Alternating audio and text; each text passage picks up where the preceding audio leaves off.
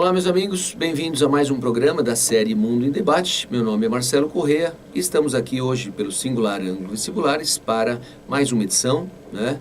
E para isso escolhi o tema Venezuela, a crise venezuelana, que já se arrasta há alguns anos e, lógico, interfere diretamente aqui em nosso país. Nós temos hoje, só em Roraima, 77 mil venezuelanos. E agora estamos vendo a entrada de algumas centenas de indígenas, né? Evidentes, também são venezuelanos, mas especificamente de grupos indígenas que estão hoje vivendo em Manaus. A própria prefeitura de Manaus está pedindo ajuda ao governo do estado, do Amazonas e ao governo federal, pois não tem condições e não sabe como lidar com essa população que hoje vive nas ruas, em especial de Manaus. Bom, para entender a crise venezuelana, nós temos que voltar um pouquinho no tempo e entender que a realidade da economia venezuelana não é muito diferente dos demais países latino-americanos, uma economia muito voltada para a exportação de commodities, em especial petróleo. E a economia, tanto quanto a política venezuelana, uma situação clássica da América Latina, sempre esteve nas mãos de uma minoria, em especial uma minoria de origem europeia, no Brasil, no Chile, etc. Não é na Argentina, claro, não é tão diferente. Tá? E, em especial pelo fato do país depender do petróleo, a situação nos anos 80 não foi muito boa.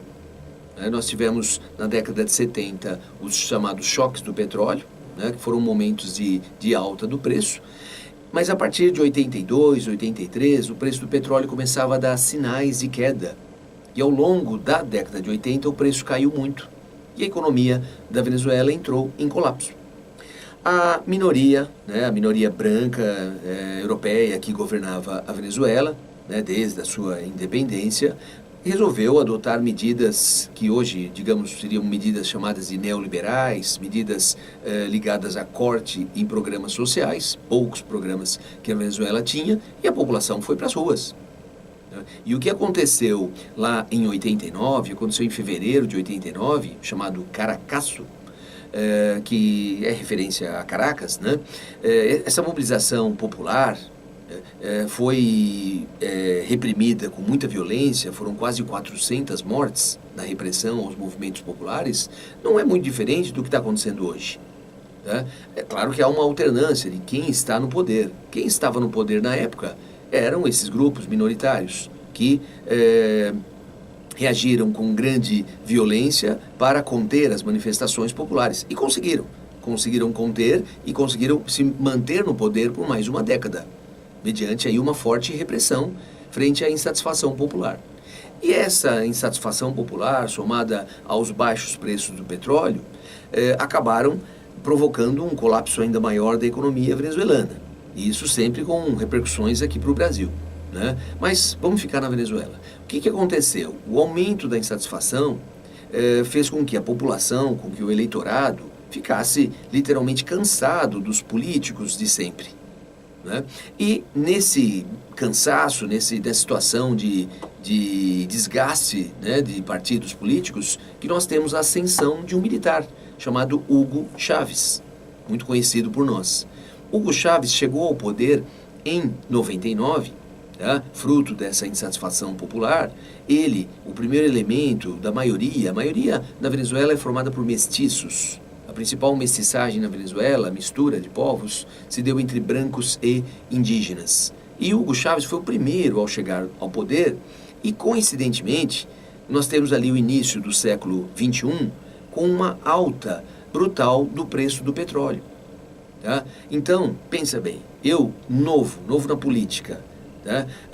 Assumo o poder e, ao mesmo tempo, o preço do petróleo dispara. Tá? É tudo de alegria, né?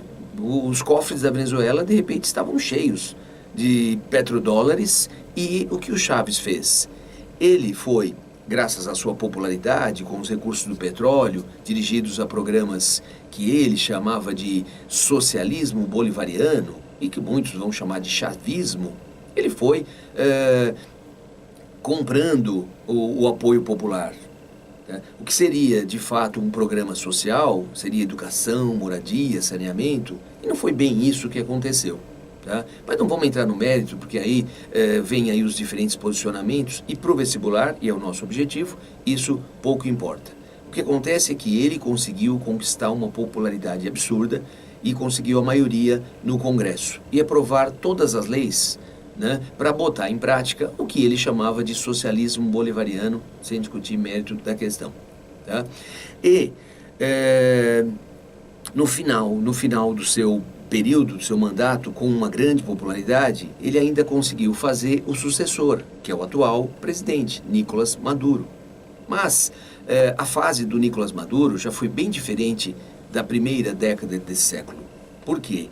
Porque a partir da crise de 2008, o preço do petróleo começava a cair. A crise que estourou em 2008 afetou a economia americana, afetou a economia do mundo, consequentemente envolve a China, né? Se a produção chinesa desacelera, o consumo de petróleo também, e aí o preço desaba. E junto com isso, a falência da economia venezuelana. Os cofres venezuelanos estavam cheios, o que durou um certo tempo. Já não é o que acontece. Tá? E aí volta, lógico, a insatisfação popular. Tá?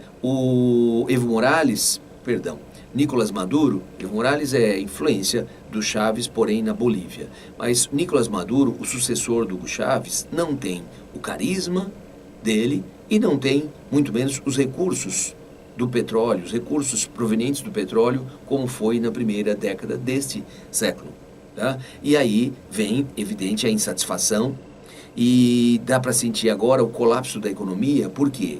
Porque por mais de uma década foi o petróleo que sustentou o governo, que adquiria bens de consumo, que adquiria desde o alimento a roupas e etc., e transferia para a população a preços subsidiados.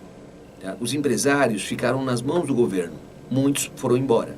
Hoje, você não tem o governo com os cofres cheios para adquirir os bens e transferir para a população.